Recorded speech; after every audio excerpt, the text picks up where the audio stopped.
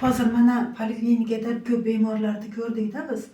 Hozir bemorlar orasida rakning, saratonning qaysi turi ko'proq uchrayapti bizni hududda?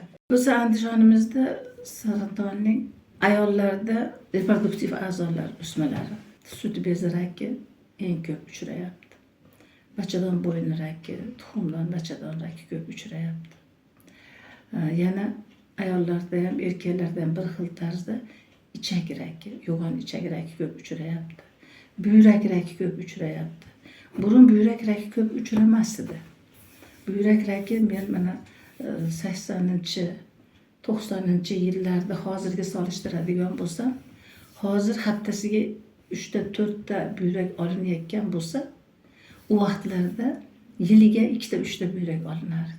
Hamma qonga kelgan toksin moddalar buyrak orqali chiqadi va buyrak eng ko'p shu toksinlarga uchrashuv qiladi. Natijada buyrakda rakka moyilligi ortib boradi. Endi yo'g'on ichak rakiga keladigan bo'lsak, yo'g'on ichak ham xuddi shunaqa. Ovqat hazm qilish tizimining oxirgi qismi bo'lganligi uchun hamma chiqit mahsulotlar, toksik mahsulotlar, organizm so'ralmagan mahsulotlar va hazm tufayli paydo bo'lgan toksik mahsulotlar yo'g'on ichakda uzoq turadi. Hozirgi kunda dunyo miqyosida ham, shu jumladan O'zbekistonda ham ayollar orasida, ya'ni sut bezi saratoni birinchi o'rinda egallab kelmoqda. Ikkinchi o'rinda bachadon bo'yni saratoni tarqalgan. O'zbekistonda ham xuddi shunaqa ko'rsatkich, birinchi o'rinda shu sut bezi saratoni bilan kasallanish juda ham ortib borayotgani, undan tashqari yosharib borayotgani hozirgi kunda juda ham ko'plab aniqlanib, kuzatilib kelinyapti. Psixosomatik faktorlar, aholi zichligining ortib borishi, ekologiyaning yomonlashib ketayotganligi, qishloq xo'jalik mahsulotlarida mana bu sun'iy o'g'itlarni ishlatish boshqa tufayli qishloq xo'jalik mahsulotlarining sifatini buzilganligi tufayli kelib chiqadigan omillar, aholi zichligi masalalari qo'shilib, asab tizimi kasalliklari va hokazolar ko'payib borgan sari onkologik kasalliklarga moyillik ham ortib boryapti aholi o'rtasida. Agar ayollar kasallanishlarini oladigan bo'lsak, 80-yillarda ham ayollar 6-8 tadan tug'ib, bemalol bola emizib o'tirgan bo'lsa, hozirgi davrga kelib gormonal kontratseptivlar ishlatish zaruratining tug'ilganligi, mexanik kontratseptivlar ishlatilishining zarurati tug'ilganligi, ayollarning kam tug'ayotganligi, turmush tarzining tezlashuv intensivligini ortib borayotgani tufayli asab tizimining qaqshashi ko'payayotganligi, mana shu ko'p omillar onkologik kasalliklarni ham ortib borishiga sababchi bo'lyapti. Sut bezi saratoni kasalligining asosiy faktorlaridan biri ko'krak orqali emizmaslik yoki noto'g'ri emizish. Chet ellarda, misol uchun, juda ko'p statistik ma'lumotlar aynan sut bezi orqali farzandni emizmaslik asosiy sut bezi saratoni keltirib chiqaruvchi faktorlardan biri ekanligi isbotlangan. Demak, ko'krakni to'g'ri emizdirish, o'z vaqtida farzandli bo'lish, bularning barchasi ana shu sut bezi yoki boshqa onkologik kasalliklarga chalinishni 7% ga kamaytirishi adabiyotlarda isbotlangan hisoblanadi. Agar biz 80-90-yillarda 50 ga kirgan, 70 ga kirgan ayollar davolagan bo'lsak, 2000-yilda bu yog'ida 30 ga kirgan, 40 ga kirgan, 25 ga kirgan ayollarni davolashimizga to'g'ri kelib qolyapti. 19 yoshli bemorni ham yaqinda aniqladik, sut bezi saratonini. Shunaqa kasallikni yosharib borayotgani kuzatilyapti. Yana shu yangi turmushga chiqqan ayol, hali 40 ham chiqmagan, shu bemorimizda mana shunaqangi sut bezi saratoni tashxisi qo'yildi bu bemorga. Shunaqa erta bosqichda ham hozirgi kunda ko'p aniqlanib kelinyapti. Nima sabab? Sabab albatta turmush tarzi, jinsiy hayoti, oilaviy hayoti, reproduktiv hayoti masalalarining qanaqadir manfiy ta'siri tufayli ayollarda shunaqa holatlar yuzaga kelyapti. Bizni ovqatlanish tarzimizga chet ellarga xos bo'lgan ovqatlanish tarzi kirib kelib boryapti asta-sekinlik bilan. Misol uchun, yarim tayyor bo'lgan mahsulotlarni uzoq vaqt xolodilniklarimizda saqlash muzlatgichlarda va ularni uzoq vaqt davomida iste'mol qilish yoki yarim konservalangan mahsulotlarni saqlagan holatda iste'mol qilish, emulgatorlar yoki turli xil konservantlar qo'shilgan, kanserogen moddalar qo'shilgan, tarkibida E belgisi bor bo'lgan oziq-ovqatlarni iste'mol qilish ham bizda udumga kirib boryapti. Ko'chalardan ovqat zakaz qilib ovqatlanishlar misol uchun, tez tayyor bo'luvchi ovqatlarni suyib iste'mol qilish kabi bu holatlar ham saraton yoki saraton oldi kasalliklarini erta chaqiruvchi holat hisoblanadi. Birinchi o'ringa shuni qo'yardimki, toza, tabiiy, sof ovqatlarni iste'mol qilishimiz kerak. Undan tashqari ayollar reproduktiv kasalliklarni yosharib borishida gormonal kontratsepsiyaning roli ancha. Bu ya'ni homiladorlikdan saqlovchi vositalar. Homiladorlikdan saqlovchi gormonal mahsulotlarni qo'llanilishi, ayollar tomonidan uni noto'g'ri qo'llab qo'yilishi, organizmga manfiy ta'sir qiladigan yoki musbat ta'sir qiladigan gormonal preparatlarni tanlab olmasdan turib ishlatish natijasida organizmda gormonlar almashinuvining disbalansi yuzaga kelishi oqibatida paydo bo'ladigan reproduktiv tizim qator o'sma oldi kasalliklari va o'smalari kuzatilyapti. Kiyinish madaniyati ham bitta ichki holatlarimizni to'g'ri, mo'tadil saqlash uchun juda ham bir ahamiyatga ega narsa hisoblanadi. Misol uchun, oddiy ayollarda ichki kiyimni, ya'ni mana shu buzgalter deymiz, shu narsani to'g'ri tanlov bilish, to'g'ri tanlashni bilish.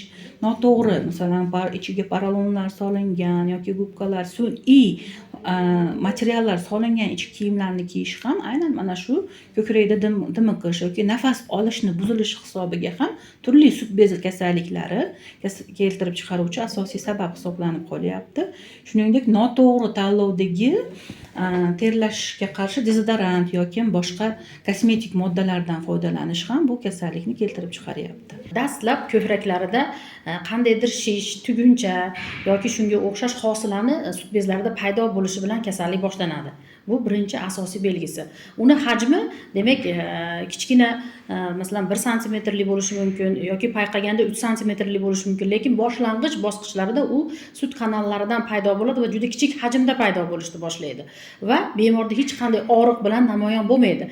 Yuvingandami, demak, ko'kraklarda qandaydir hajmli hosilalar qo'lga uriladi. U og'riqsiz bo'ladi. Bu asosiy dastlabki belgisi.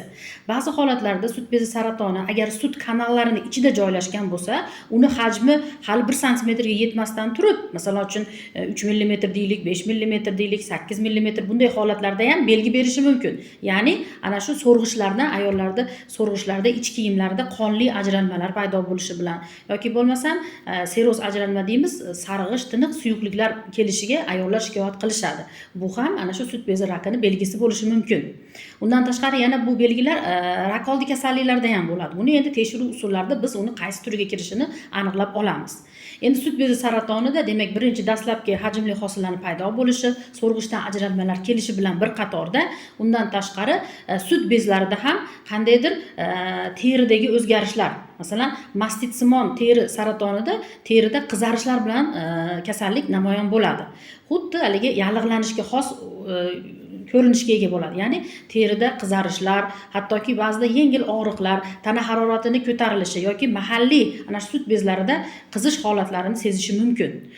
Undan tashqari yana ba'zi ayollarda mana shu sut bezi sekin hajmi oshgan sari ba'zida chuqur qatlamlarda sut bezining ostki qismlarida joylashganda sut bezlari deformatsiya deymiz, ya'ni sut bezlarining hajmining o'zgarishi. Ya'ni ikkala sut bezlarini terilari, so'rg'ichlariga ahamiyat beradigan bo'lsak, bitta sut bezi yoki yuqorida joylashishi mumkin yoki bo'lmasam shish infiltrativ turida esa aksincha sut bezlari keskin kattalashish holatlari bo'lishi mumkin. Ya'ni bittasiga nisbatan ikkinchisi keskin kattalashish holatlarini sezishi mumkin. Qalqon turida sut bezi so'rg'ichi ko'krak qafasiga yopishishi hisobiga sut bezlari kichrayishni boshlaydi. Mana shunaqangi haligi ko'zga ko'rinar o'zgarishlar seziladi. Undan tashqari yana so'rg'ichlarga ahamiyat beradigan bo'lsak, so'rg'ichlar bu xuddi haligi soat strelkasi bo'ylab o'sma qayerda joylashishini aniq ko'rsatib beruvchi bir ko'rsatkich desak bo'ladi. Ya'ni ana shu aytaylik sut bezini tashqi qismida joylashadigan bo'lsa o'sma, so'rg'ichlar ana shu tomonga qarab qiyshayib qolishlari yoki so'rg'ichni tortilishi, mana shu belgilar ham juda ham ahamiyatli hisoblanadi. Terisidagi qichishlar asosan sut yo'llari kengayishining asosiy belgisi hisoblanadi. Ya'ni hozirgi kunda mana 80% ayollarda rak oldi kasalliklar hozirda uchrab turibdi ayollarda. Mastopatiya, kistoz mastopatiyalar bor yoki bo'qoq kasalliklarda ham hozirda sut yo'llari kengayishi kuzatilyapti. Bu ultratovush tekshiruvlarda ham bu narsani aniqlanib kelinyapti. Sut yo'llari kengaygandan so'ng bu yerda har xil haligi suyuqlik yig'ilishiga moyillik oshib boradi. Natijada ana shu ba'zida so'rg'ichlar qichishi yoki teri qichishlariga ayollar shikoyat qilishadi. Bu ham haligi rak oldi kasalliklarini belgisi. Demak, bunda ham ogoh bo'lish kerak. Albatta ogoh bo'lish kerak va tezlikda vrachga murojaat qilish kerak bo'ladi. Sut bezi saratoni ba'zida teriga qo'shilib o'sgan holatlarida terida ham qo'shimcha hosilachalarni paydo qilishi mumkin. Bunda terida mayda toshmaga o'xshash hosilalar paydo bo'ladi. Ushlab ko'rganingizda juda ham qattiq konsistensiyada bo'ladi u. Yoki yana undan tashqari belgilariga ahamiyat beradigan bo'lsak, sut bezlarida mana shu hosila bor joy o'zi turtib tashqariga chiqib qoladi.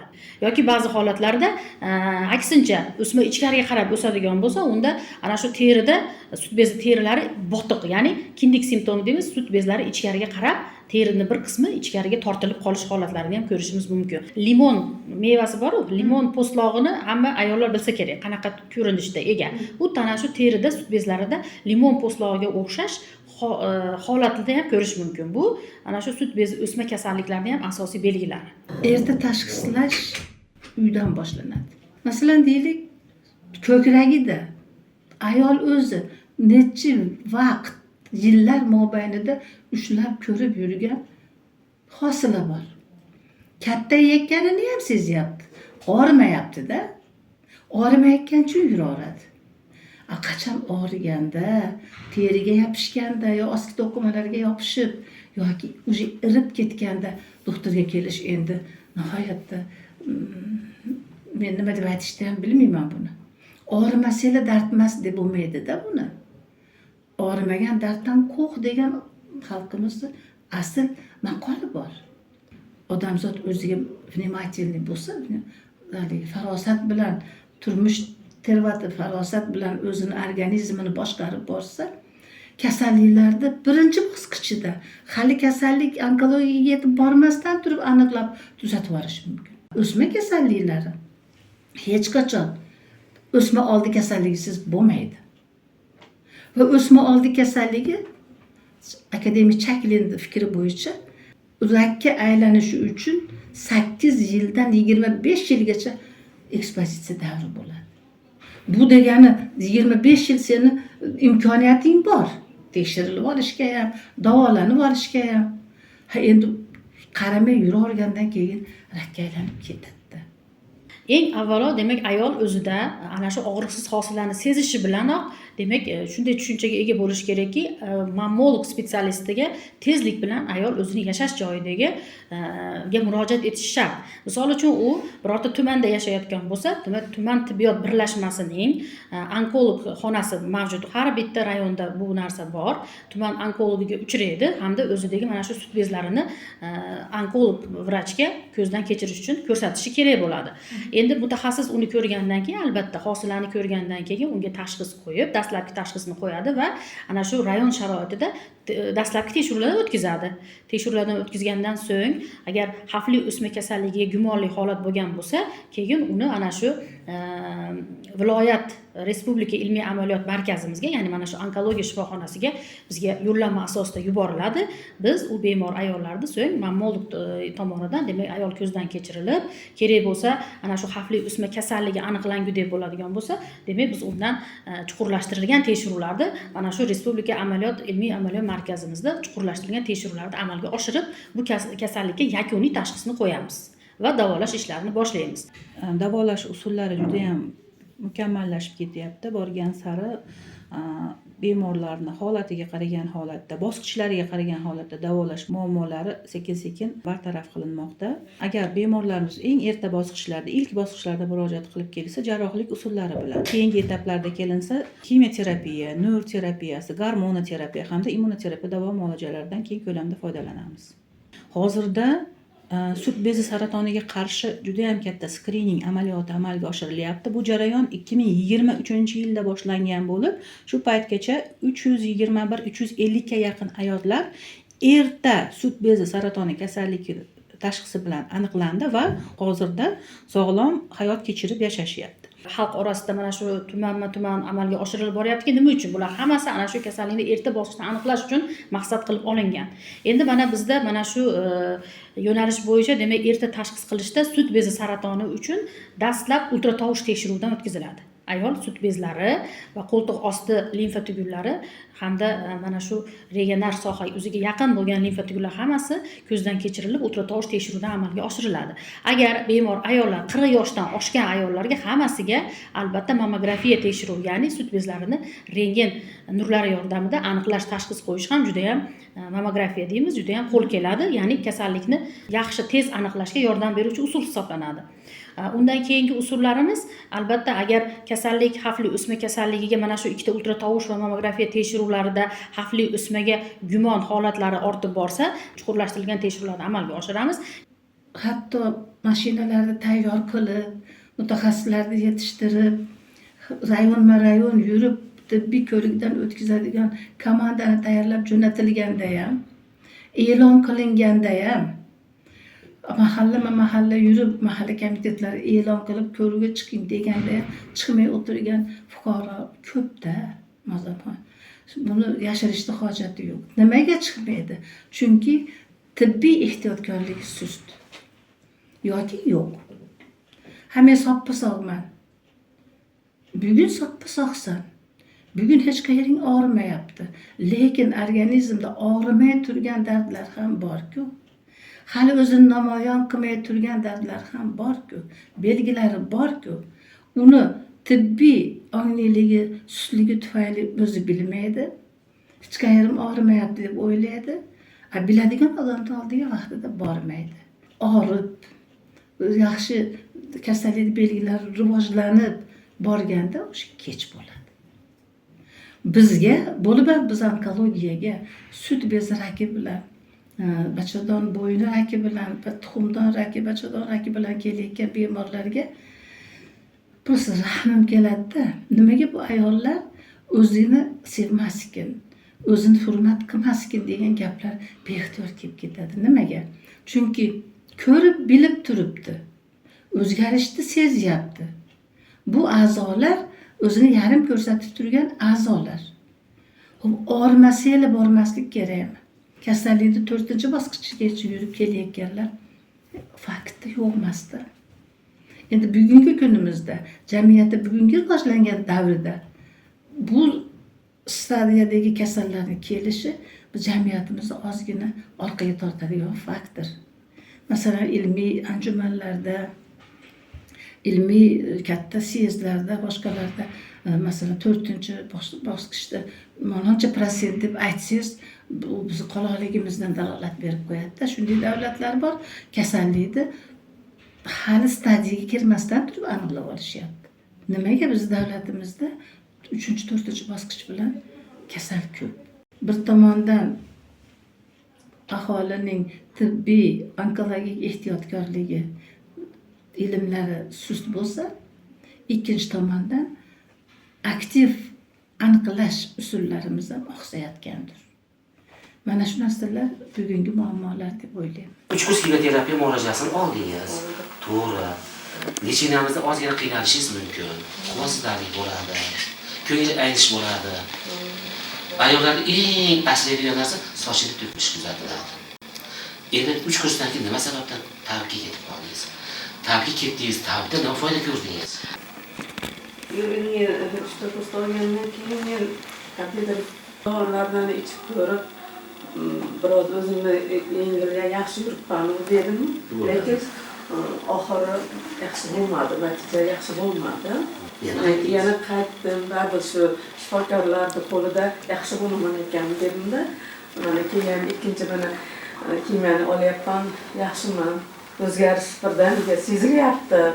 Adashdim, to'g'risi. Men qolganlarga ham shuni tavsiya qilamanki, umuman bitta ko'krak boshqa tomondan ham kimyo olayotganlar hech qachon tabiblarga, boshqa lichenelarga bormaslikni tavsiya qilaman. Kimyoterapiya deganda bemorlarimiz asosiy kasallikdan emas, balkim aynan mana shu davo muolajalardan ham qo'rqqani tufayli bizga kech bosqichlarda murojaat qilib kelishyapti.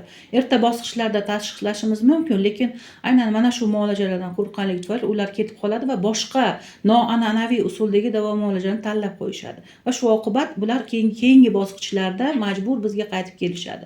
Aslida qo'rqmaslik kerak. Kimyoterapiya muolajasi bu oddiy ana shu kimyoviy moddalar yordamida bemorga tomir yoki mushak orqali yoki og'iz orqali beriluvchi davo usuli hisoblanadi. Kimyoterapiyani, ya'ni ximioterapiyani asosiy nojo'ya ta'sirlari mavjud. Ularni men bir qator aytib o'tmoqchiman. Misol uchun, soch to'kilishi, ko'ngilni qattiq aynishi, bemorlarda umumiy holsizlik, noxushlik kabi holatlarni bo'lishi, davolanuvchi ayollarimiz soch to'kilishidan qo'rqishadi. Как будто haligi keyingi holatlarda sochsiz qolaman degan ma'noda, turmush o'rtog'imdan uyalib qolaman degan tushunchalarga ega bo'lishadi. Aslida bularni hammasi vaqtinchalik bir nojo'ya ta'sir hisoblanadi. Bularni oldini olish mumkin. Mana shu davo muolajalari tugagandan keyin qalin chiroyli bo'lib qayta o'sib chiqadi sochlari ham. Ko'ngil aynishiga qaraydigan bo'lsak, bunda endi hozirda tibbiyot shu darajada rivojlanib boryaptiki, ko'ngil aynishiga qarshi juda ham yaxshi emagen preparatlarimiz, anti-emagen preparatlarimiz mavjud. O'z vaqtida ko'ngil aynishlari qoladi, umumiy holsizlik belgilari bartaraf qiladigan juda ham yaxshi moddalarimiz, preparatlarimiz ishlab chiqarilgan. Endi hozirgi zamonaviy kimyo preparatlarimizni hisobga olsak, bular asta-sekinlik bilan ana shu nojo'ya ta'sirlari ham sekin-sekin kamaytirilgan holatda ishlab chiqarilyapti. Onkologiyada 50 yildan oshiq ishlayapman. Boshlang'ich ishlagan davrimda operatsiya qilgan kasallarim hozir kelib 25-30 yildan beri ko'rishib, so'rashib ketsa, bu davolanmagani bo'ladimi?